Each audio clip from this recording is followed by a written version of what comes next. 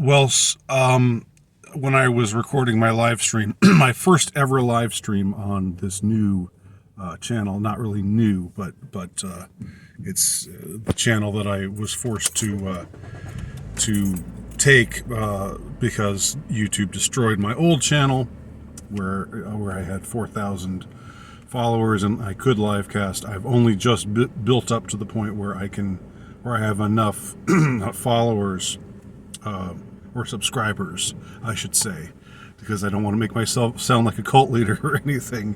I've got enough subscribers to where I can do live streams again. And so I did my first live stream yesterday, and my faithful viewer and I would say fan of my work, he's even done videos praising my work, a fellow called, or under the handle of In These Goings Down. He mentioned to me that there were these new videos being made on TikTok.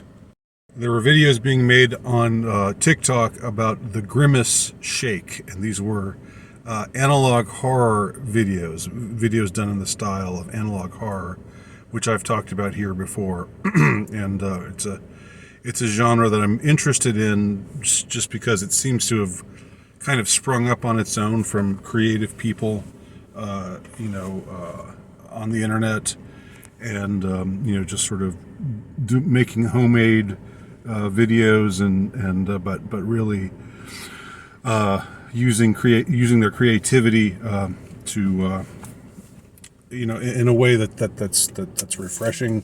Although I guess there are some who say that this genre has played out now, or that it's over, or whatever. It's past its peak, whatever. But I'm nevertheless very intrigued by and a fan of the analog horror genre in general.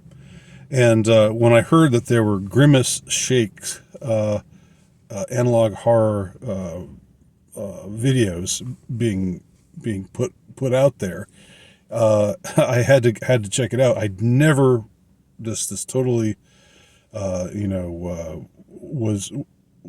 was a trend that I was completely unaware of until In These Goings Down made it talked about it on my live cast last night. So this morning I decided to check out a few of the Grimace Shake video analog horror videos, and I mean, here's the thing about those videos, and I'm going to try to say this in a way that's makes it clear what I'm saying, but it's still where I'm still being a little bit circumlocucious, because I'm still, even though there's been generally speaking a letting up of the censorship here on YouTube, there's I still don't trust them, and I know that they're not any kind of protectors of Susan Wojcicki and her crew are in no way protectors of or interested in promoting freedom of speech. But I found it very interesting that this genre of horror, of analog horror, which of course it had a comic element to it because it's about the Grimace Shake, right? So even though some of these were legit scary and they were done in the analog horror style where they play, they play the spooky music and they have pictures of low res pictures and things like that. There is still a certain humor to it, just because it's obviously about this product that's being put out by a major fast food chain, the fast food chain, the fast food chain whose name is synonymous with fast food chains, i.e. McDonald's, and so I started to think about it though, and it hit me like this is a genre about, like, these videos were about people who drank the shake, okay? They took part in this campaign where they felt pressured to, or they felt a need to drink the shake. They were curious about it. They thought it would enhance their lives. They thought it would be something that they would enjoy doing, and that afterwards there would be no ill effects. It'd be just like eating ice cream. What's to be afraid of? Just takes a minute. You roll up your sleeve. I mean, you put the straw in your mouth, and you take the injection. I mean, you suck up the shake, the purple tinged shake, the Grimace Shake. You see what I'm getting at here? I hope. And it turns out there are dreadful side effects, which include death or convulsions. A lot of these videos, like, they spare no expense as far as grossing you out, like showing you people like with purple shake all over their mouths, heaving and twitching on the ground.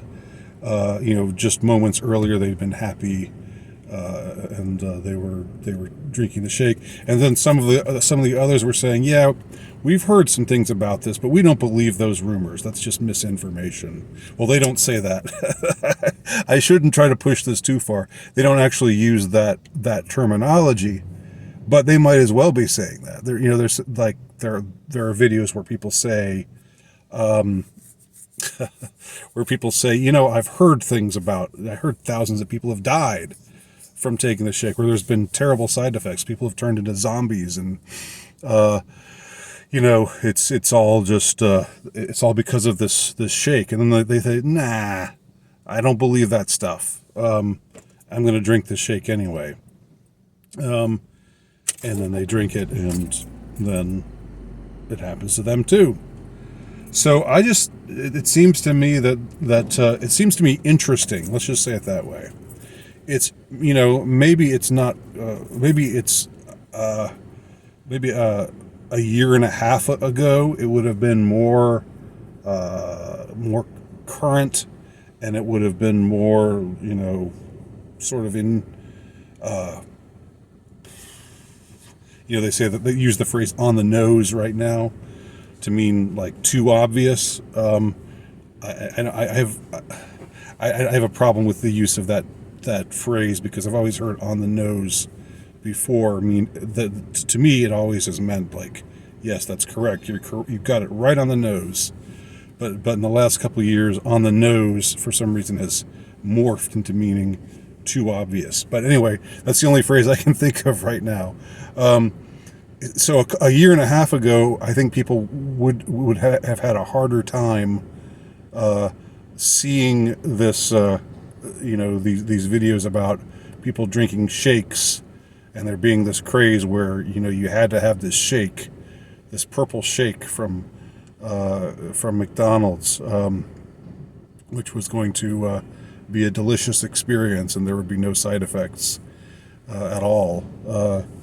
And then it turns out that it's a incredibly toxic brew, for whatever reason, whoever's doing it, whoever's behind it. But now it's like there's a little bit more time that has elapsed since that issue, which I'm alluding to here without talking about it directly. Which I've called the Baj before, but people who are new to me might not know that term, but it's just think of Baj, B-A-J spelled backwards. Okay. But I still can't escape the significance, that dimension of this analog horror campaign. I'm not trying to take the fun out of anything. I'm not trying to say, Like, I'm not trying to overanalyze. I know people will I always get accused of that. People, when you want to see what's behind things, you often have people saying, you're thinking too hard. You're just overthinking it. But, I'm interested in, I don't think things just happen by accident. I think there's a significance to everything. And I suspect there being some kind of correlation there between this Grimace Shake analog horror video campaign and a certain trauma that many of us experienced or forced to experience, over the last couple of years. Just food for thought. Let me know what you think below. Thanks for watching.